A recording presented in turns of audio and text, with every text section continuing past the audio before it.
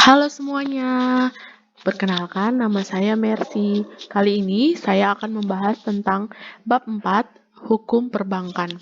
Langsung saja kita mulai. Terminologi bank. Kata bank berasal dari bahasa Italia, banca, yang berarti benche, yaitu suatu bangku atau tempat duduk.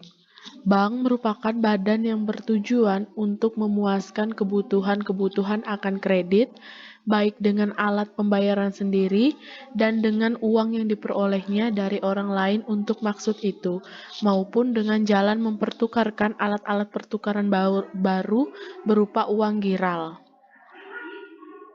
Undang-Undang Nomor 10 Tahun 1998 tentang Perbankan Pasal 1 menyatakan perbankan adalah segala sesuatu yang menyangkut tentang bank, mencakup kelembagaan, kegiatan usaha, serta cara dan proses dalam melaksanakan usahanya.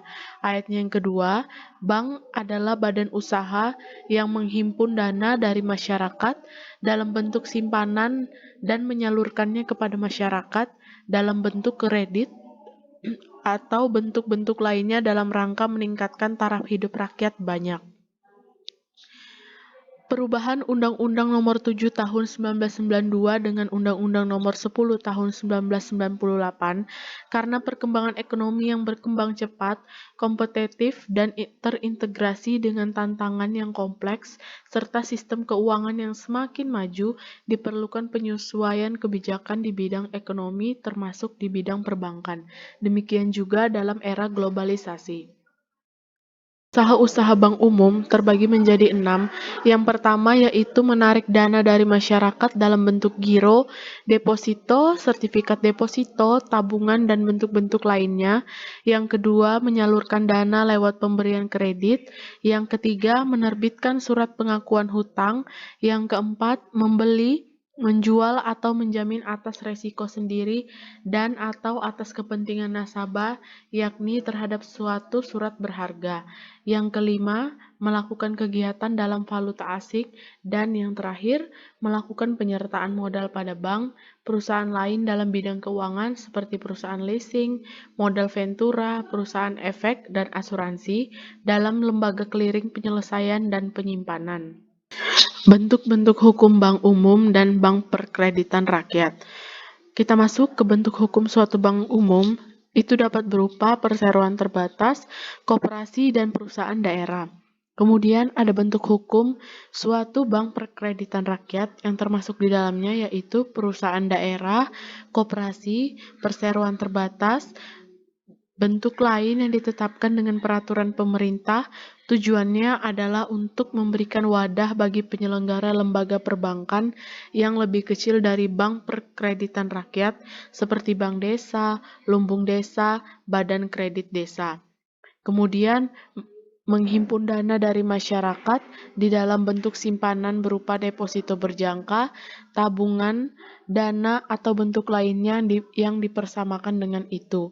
Kemudian dapat memberikan kredit dan menyediakan pembiayaan bagi nasabah berdasarkan prinsip syariah sesuai dengan ketentuan yang ditetapkan oleh Bank Indonesia.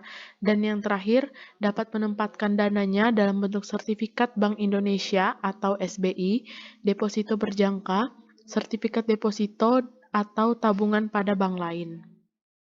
Dalam pasal 14 Undang-Undang Perbankan ditegaskan bahwa bank perkreditan rakyat dilarang untuk menerima simpanan berupa giro dan ikut serta dalam lalu lintas pembayaran, melakukan kegiatan usaha dalam valuta asing. Larangan yang dimaksud dalam huruf ini tidak termasuk kegiatan tukar-menukar valuta asing atau money changer. Untuk melakukan usaha tukar-menukar valuta asing, bank perkreditan rakyat harus memenuhi ketentuan dari Bank Indonesia sendiri. Kemudian dilarang untuk melakukan penyertaan modal, dan yang terakhir melakukan usaha perasuransian. Kita lanjut ke rahasia bank. Menurut pasal 30 ayat yang ketiga dan pasal 33 Undang-Undang Perbankan, yang dimaksud dengan rahasia bank merupakan segala sesuatu yang berhubungan dengan keterangan mengenai penyimpanan dan simpanannya. Bagi bank yang melanggar ketentuan di atas, maka berdasarkan pasal 40 Undang-Undang Nomor 10 Tahun 1998 dikenakan sanksi penjara 2-4 tahun serta denda sebesar 4 miliar sampai 8 miliar. Sanksi-sanksi hukum terhadap pelanggaran rahasia bank. Ciri khas dari sanksi pidana terhadap pelanggaran prinsip rahasia bank yaitu sebagai berikut. Yang pertama, ada terdapat ancaman hukuman minimal di samping ancaman maksimal. Yang kedua, antara hukuman penjara dan hukuman denda bersifat kumulatif, bukan alternatif. Yang ketiga, tidak ada korelasi antara berat ringannya ancaman hukuman penjara dengan hukuman denda. Prinsip hukum tentang bank berdasarkan syariah. Yang pertama ada dasar hukum bank berdasarkan syariah. Itu terdapat dalam Undang-Undang Perbankan Nomor 7 Tahun 1992, Pasal 6 dan Pasal 13 yang membuka kemungkinan bagi bank untuk melakukan kegiatan dengan prinsip bagi hasil dengan nasabahnya.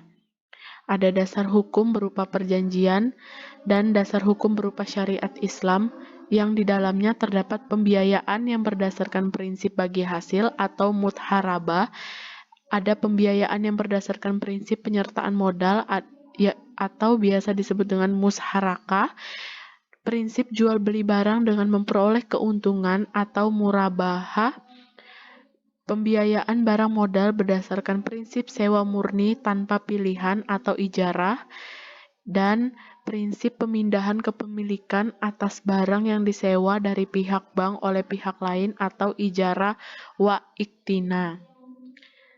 Baiklah, sekian penjelasan dari saya mengenai hukum perusahaan. Kurang lebihnya saya ucapkan terima kasih. Selamat siang, sampai jumpa lagi.